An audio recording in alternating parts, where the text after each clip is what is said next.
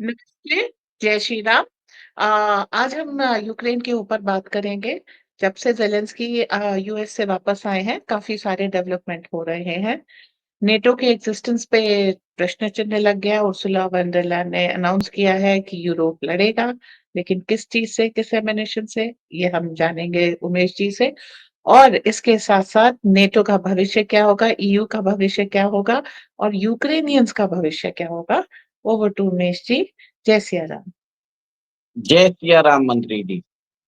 जय सिया मंत्री जी, कुछ दिन पहले we have seen that how Zelensky और ट्रम्प के बीच में जो लाइव वार्ता हुई थी, जो एक बहुत ही एक्रिमोनियस हो गया था। मतलब it was in a bad state. और जिस हिसाब से वो लोग स्पैट कर रहे थे लाइव कैमरा के ऊपर, ये कभी देखा नहीं गया। तो उसी समय ट्रम्प को मालूम था कि ये नाटक करने वाला है।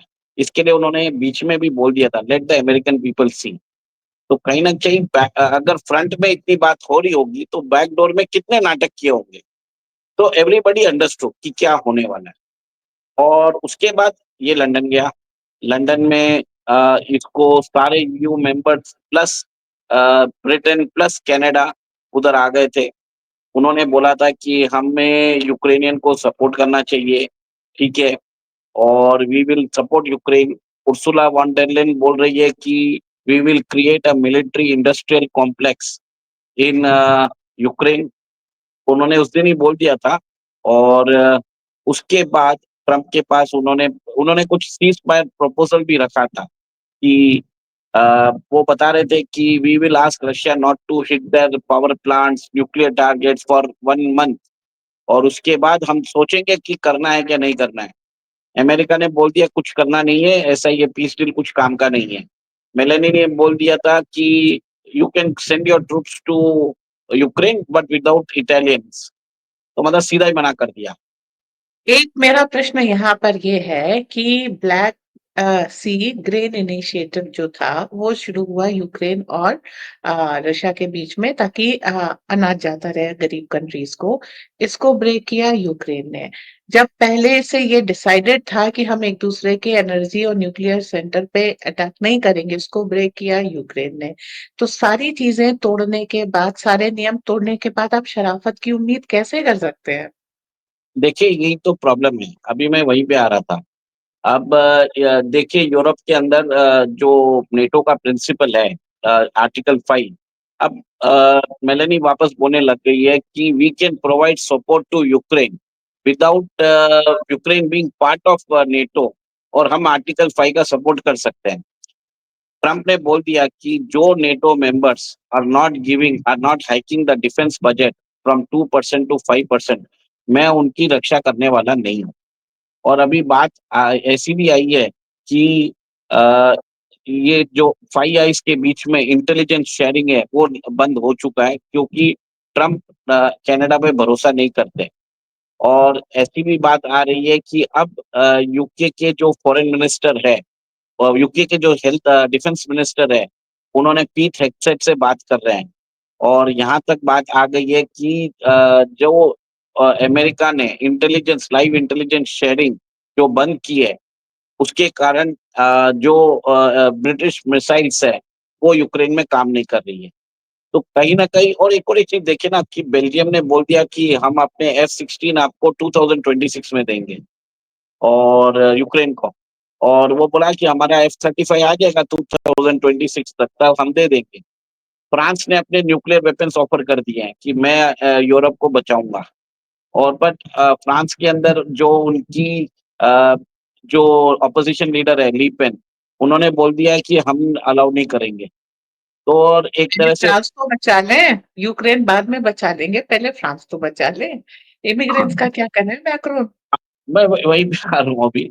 जर्मनी ने बोल दिया है कि जो रामस्टेन बेस है, जहाँ पे सारा जो अमेरिकन जो ट्रूप्स, जो अमेरिकन एड आती है, अगर अमेरिकन उसको छोड़ रहा है, मैं पिच इन कर रहा हूँ 4 बिलियन यूरोस के साथ, ताकि Germany and UK will take over the base. और उसके बाद we will offer arms and ammunitions to Ukraine. अब मैं ये बताना चाहता हूँ कि आज की डेट में यूके के पास 20,000 इन्फेंट्री ट्रूप्स है जो युद्ध करने के लायक है। उनके 213 टैंक है जिसमें सिर्फ 25 ऑपरेशनल है। बताया जाता है कि उनके पास 1 वीक की एम्यूनेशन है। और अगर रशिया का ऑर्शनिक आ गया तो क्या करेंगे मुझे नहीं मालूम। जर्मनी के पास खुद के पास न्यूक्लियर वेपन्स नहीं है। ये जो चिल्लर नेशन है ईयू के, ये आपस में मिलके बातें तो बहुत ज्यादा करते हैं, बट इन किसी के पास ना तो पैसा है, ना किसी के पास वेपन्स है, ना किसी के पास, ना किसी की मंशा है। सब सिर्फ टाइम पास कर रहे हैं। और अब आप ये भी देख लीजिए कि ट्रम्प ने तो बोल दिया है कि आप अपना ईयू अपना सिक्योरिटी खुद देखे, क्योंकि अगर हमें कोई प्रॉब्लम होगा तो ये हमारे जो सो कॉल्ड दोस्त है हमारे सहायता में नहीं आएंगे। ये और अपनी रक्षा नहीं कर सकते, अमेरिका की क्या करेंगे? हाँ, तो ट्रम्प तो डायरेक्टली डिमांड कर रहा है ना, अकाउंटेबिलिटी डिमांड कर रहा है। और ट्रम्प ने कल एक ही चीज बोल दिया कि 2,40,000 यूक्रेनियंस हैं जो अभी अमेरिका में हैं, शायद उनकी टेम्पररी रेसिडेंसी खत्म कर सकते हैं। और बातचीत यहाँ तक हो रही है कि वो एक्स एक्स यूक्रेनियन प्रेसिडेंट पोर्शेंको से बात कर रहे हैं। और उधर की एक और एक ऑपोजिशन लीडर है यूलिया, उनसे भी बात कर रहे हैं। दोनों ने बोल दिया है कि युद्ध बंद करने की जरूरत है। और जैसे ही ये बातचीत की बात बाहर आ रही थी, जेलेंस्की ने अपने टोन बदल दिए। और अब जो यूएस के एक ऑफिशियल ने बोला है कि मार्च 11 को अ, ये यूक्रेन और यूएस सऊदी अरेबिया में डील साइन कर सकते हैं, जिसके अंदर वो उन्होंने बोल दिया है कि क्रिटिकल मिनरल्स आपको देना पड़ेगा। रशिया रशियन प्रेसिडेंट पुतिन ने कल अपने देश के लोगों को एड्रेस किया। उन्होंने इंटरनेशनल वुमेन्स डे पे जितने भी Russian women who participated in the war उनको कॉन्ग्रेचुलेट किया है। एक तरह से स्टॉक ऑफ द सिचुएशन भी ले रहे हैं। और डिफेंस और उनके जो फॉरेन मिनिस्टर है लेवरॉव, उन्होंने बोल ही दिया कि हम युद्ध चाहते ही नहीं है। और ट्रम्प भी वही बोलता है कि रशिया युद्ध चाहता ही नहीं है।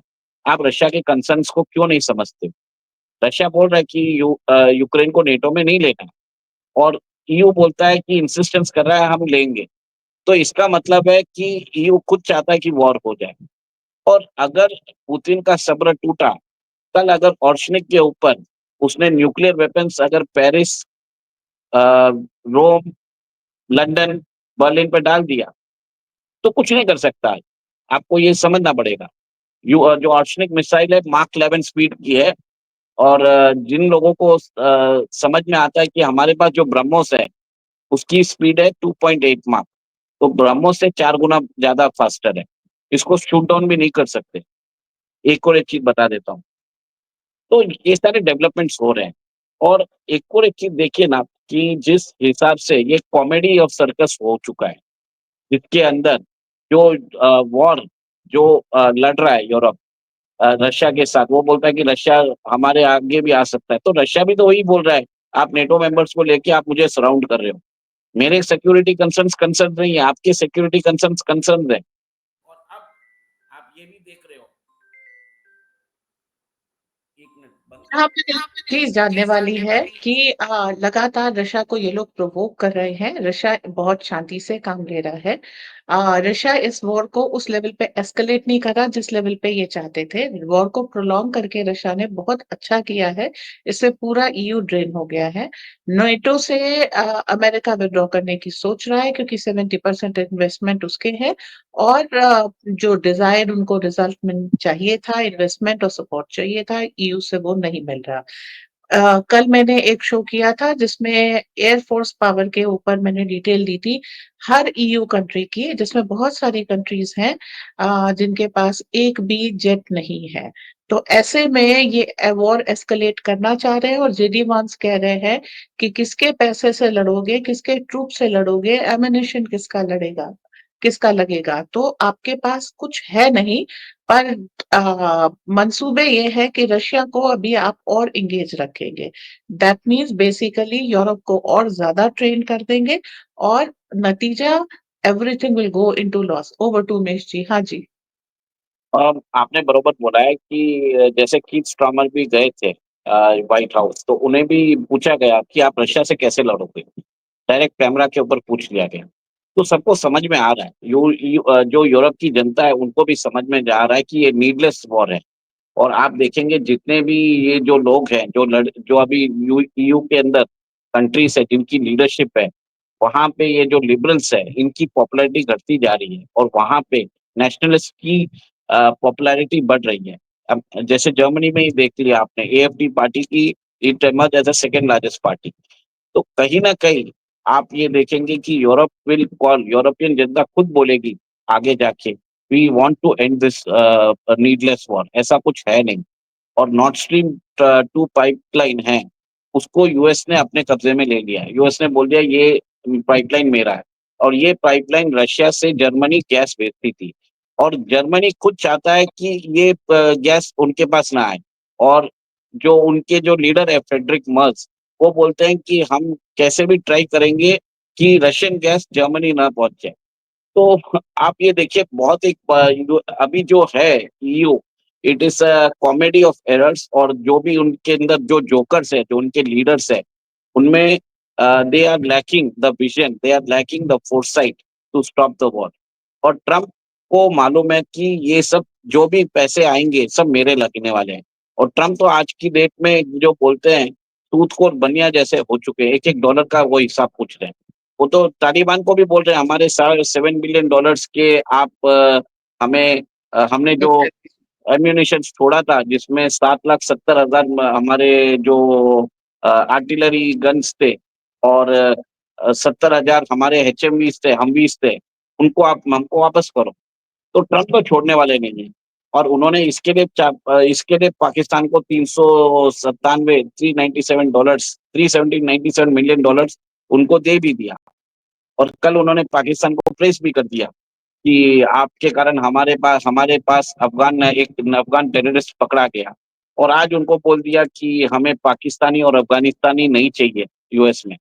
तो एक तरह से ट्रम्प कब उतारते हैं कब गिराते हैं किसी को कुछ समझ में नहीं आता। Classic Trump style.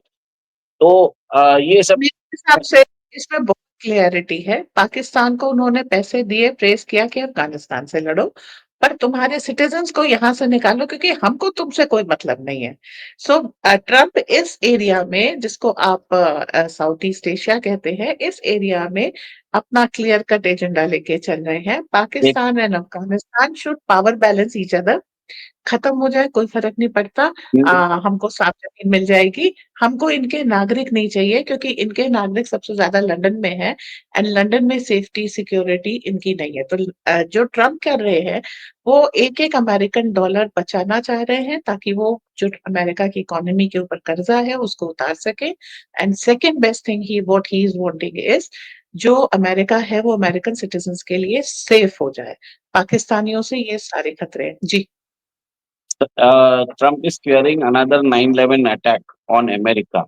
क्योंकि अगर आप देखा जाए तो ये जो ग्लोबलिस्ट है, ये ट्रम्प को छोड़ने वाले नहीं है। अगर ट्रम्प इतना सारा डिसीजंस ले रहे हैं, और आपने कल भी देख लिया कि अमेरिका के अंदर उनकी कांग्रेस के अंदर Democrats were not standing with Trump. जब वो अमेरिकन पीपल के लिए एड्रेस कर रहे थे, उन्होंने उन लोगों की बात की जब उन्होंने रशिया से एक अमेरिकन नेशनल को उन्होंने छुड़ा के लेके आए। और उन्होंने बोला था कि मैंने ये प्रॉमिस किया था उसकी 95 ईयर ओल्ड मदर को। एटलीस्ट मैं उस समय सोचता था कि डेमोक्रेट्स उठ के खड़े होंगे।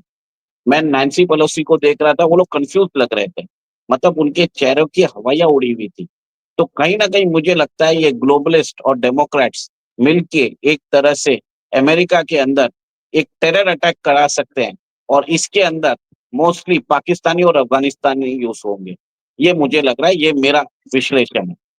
इसके साथ ही एलोन मस्क ने एक चीज कही है कि उनको भी जान का खतरा है। अब आप ये सोचिए, जो डोजे के हेड हैं और बहुत सारे काम कर रहे हैं, अगर वो व्यक्ति इतना पावरफुल होकर के गवर्नमेंट की इतनी इंपॉर्टेंट पोजीशन लेकर के अपनी जान को खतरा बता रहा है, तो किस लेवल पे वापस डीप स्टेट एक्टिवेट हो रहा है, ये देखने वाली बात है। एक बार 2014 में जब मोदी जी आए थे, तब उन्होंने भी गुजरात के मंच से ये कहा था कि मेरी जान को खतरा हो सकता है। तो ये लोग इस चीज को देखते हैं कि अगर हम आपकी पॉलिसीज को पलट नहीं सकते हैं, तो हम आपको ही रास्ते से हटा देंगे। इसी सिलसिले में ये जान लीजिए, अभी कल एस जयशंकर के काफिले के ऊपर भी अटैक हुआ है। इनके वो जो मंचों पे जाके बोल रहे हैं, ये इन डीप स्टेट वालों को समझ में नहीं आ रहा, अच्छा नहीं लग रहा है। तो इस समय ज्यादा सावधान रहने की जरूरत है कि भारत से लेकर अमेरिका तक सब राजनयिकों पे या तो हमला हो रहा है, या उनको पता है हमला हो सकता है। जी। देखिए, जापानीज़ एक्स प्राइम मिनिस्टर शिंज़ो एबे को हटा दिया सिंड्रा। गया था और हमारे जो सीडीएस है, विक्टर ओ- हाँ, फीको के ऊपर भी, स्लोवाकिया के फीको के ऊपर भी हमला हुआ, वो सरवाइव करके बात अलग है। हाँ, वो जी। बात अलग है। अगर आप देखा जाए तो जो भी नेशनलिस्ट लीडर्स हैं, उनको चुन-चुन के एलिमिनेट किया जा रहा है और बेंजामिन नेतन्याहू के खिलाफ भी इसराइल में प्रोटेस्ट प्रोटेस्ट को बढ़ाया गया था, ड्रोन बट अटैक वो भी हुआ सर्वाइव। था, पुतिन पे भी हुआ था। रशिया के काफी सारे डिप्लोमैट्स वर्ल्ड ओवर मारे गए हैं, लेकिन उसकी चर्चा कोई नहीं करता। जी। यस, तो ये तो हम ये बात यहाँ पे इसके लिए लेके आना आना चाहते हैं कि ईयू जो है, it has become the Dane of the deep state और अब डीप स्टेट और नेशनलिस्ट अमेरिका के बीच में एक तरह से वॉर चालू हो चुका है एंड इसका क्या परिणाम होगा हमें भी नहीं मालूम। So hmm. let's hope for the best and let's pray for the safety of all the nationalist leaders, including Donald Trump, Narendra Modi ji, Benjamin Netanyahu और व्लादिमीर पुतिन, मोहम्मद बिन सलमान, ये सब में जो मैंने लीडर्स के नाम लिए हैं, they are they are actually any time they can be eliminated, मुझे ये लग रहा है। ठीक है, जय सिया राम। जय सिया राम।